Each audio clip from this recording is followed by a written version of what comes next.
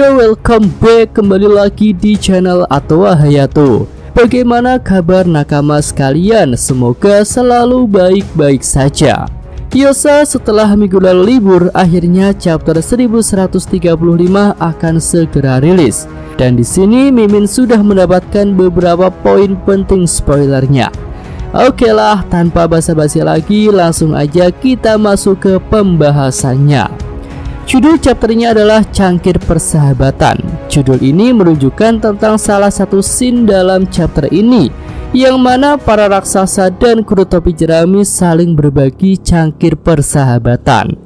Oke, lanjut masuk ke bagian covernya. Ini melanjutkan cover story Yamato. Di sini Otama yang sebelumnya tertangkap kini sudah bisa membebaskan diri. Hebatnya lagi, Otama berhasil melakukan perlawanan kepada Holdem. Sepertinya hal ini berkat pelatihan menjadi kunoichi yang sudah dijalani Otama bersama dengan Shinobu. Oke, lanjut kita masuk ke ceritanya.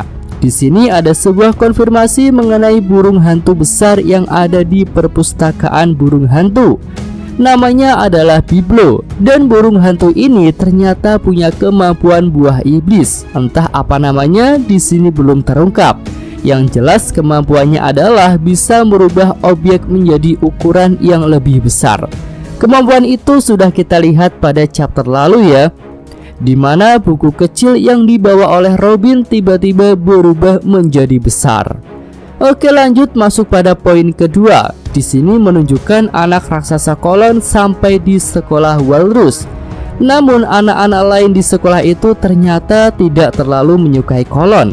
Mereka menganggap bahwa Kolon itu terlalu agresif dan juga kasar. Sementara Kolon sendiri juga tidak menyukai anak-anak lain, dan dia menganggap bahwa mereka semua adalah pengganggu. Ya, di chapter lalu kita sudah melihat bahwa anak-anak di Elbaf dididik dengan cara baru. Mereka sudah meninggalkan kekerasan. Hal itu dilakukan atas perintah Raja Halard yang ingin agar Elbaf menjadi negeri yang lebih baik, yang tidak selalu terlibat pertempuran dan pertikaian. Namun untuk Kolon ini sepertinya berbeda. Sebelumnya kita melihat dia ingin menjadi bajak laut dan meminta ikut dengan Shanks. Nah, ternyata keinginan Kolon itu ada latar belakangnya. Di sini pun terungkap bahwa Kolon merupakan ras campuran, yang mana dia itu adalah anak dari ayah manusia biasa dan ibu seorang raksasa.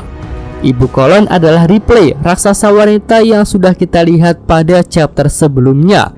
Sedangkan ayahnya adalah seorang bajak laut dari ras manusia biasa yang dikabarkan memiliki kekuatan setingkat dengan prajurit raksasa. Ya, sepertinya ini menjadi misteri baru ya yang menarik untuk dibahas. Kira-kira siapa ayah Kolon? Apakah dia adalah salah satu dari kru bajak laut yang kuat? Namun jika melihat perbedaan rentang usia manusia biasa dengan raksasa, tentunya ayah Kolon mungkin sudah sangat tua atau bahkan sudah mati karena usia.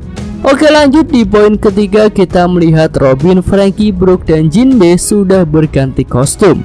Ya, tentu saja mereka memakai pakaian Elbaf ala Viking seperti Luffy dan yang lainnya.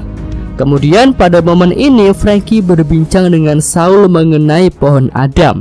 Ya, tentu saja sebagai pembuat kapal, Franky sangat tertarik dengan pohon yang punya kayu terkuat itu. Nah, di sini Saul menjelaskan bahwa pohon Adam tidak hanya ada di Elbaf saja, di tempat lain pun pohon itu ada. Tetapi pohon Adam yang ada di Elbaf adalah pohon Adam yang tertua. Oke, lanjut kita masuk pada poin yang sudah ditunggu-tunggu, yaitu mengenai pergerakan kembaran Shanks dan rekan wanitanya.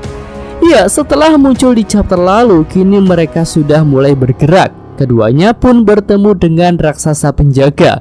Tanpa basa-basi mereka menanyakan tentang keberadaan Loki kepada raksasa itu. Raksasa itu pun enggan menjawab. Kemudian si wanita misterius langsung menembakkan sesuatu kepada si raksasa, dan raksasa itu terlihat kesakitan. Ya, dari sini ini kita sudah melihat bahwa tujuan dari kedatangan kembaran Shanks dan rekannya adalah untuk pergi ke tempat Loki berada. Jadi apakah mereka akan membebaskan Loki? Ya tentu ini sangat menarik, tapi tidak menutup kemungkinan juga jika mereka datang untuk menghabisi Loki.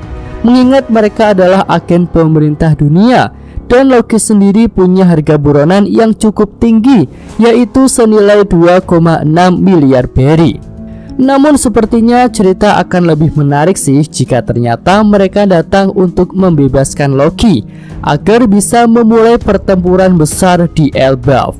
Lalu tiba-tiba Mimin jadi kepikiran mengenai sosok teman Loki yang bernama Mosa, yang nyatanya belum pernah bertemu Loki secara langsung.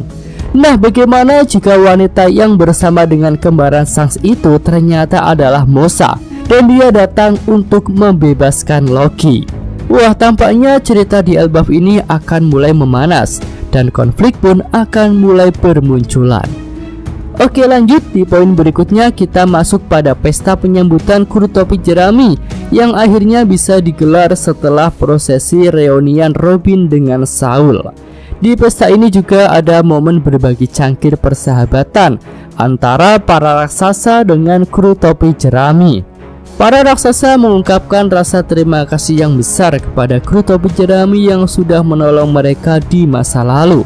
Nah, lanjut kita sampai di bagian akhir chapter. Di sini ada sosok raksasa jadul yang senior. Iya, dia adalah Jarul. Nah, bagi yang sudah lupa, Jarul ini adalah raksasa tertua yang sudah jadi tua ketika Big Mom masih kecil dan berada di Elbaf. Jarul juga adalah salah satu kapten bajak laut raksasa generasi lama bersama dengan saudaranya yaitu Jorul. Namun sayang, Jorul sudah dihabisi Big Mom ketika Big Mom kecil. Nah, timeline mereka menjadi kapten itu adalah sebelum eranya Dory dan Brogy. Nah, Jarul ini tiba-tiba muncul di dalam pesta dengan pedang yang ada di kepalanya. Luffy pun terkejut melihat hal itu. Luffy berkata, "Oh San, ada pedang di kepalamu." Iya, cukup sekian pembahasan untuk update spoiler chapter 1135 ini. Yosa, Mimin Atwa Hayato, terima kasih. Oke, cukup sekian video kali ini. Semoga nakama sekalian menyukainya. Terima kasih udah nonton. Jangan lupa like-nya dan subscribe channel Atwa Hayato. Yo!